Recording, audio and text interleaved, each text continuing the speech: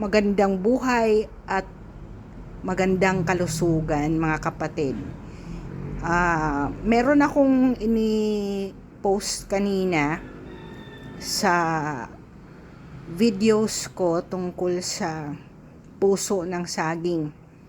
So, when we cook it, you just boil it in a scalding water, and then wag lagyan ng kahit ano except for salt and a little bit of sugar in it.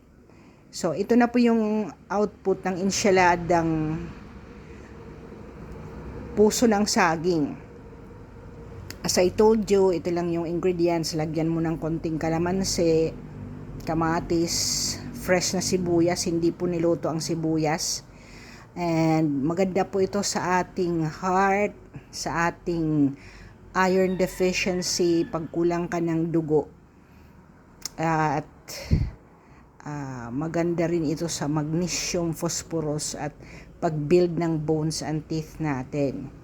So, thank you for watching. I hope you're enjoying and learning from the journey with me each day. Open other videos that I have so that you will be able to take care of yourself.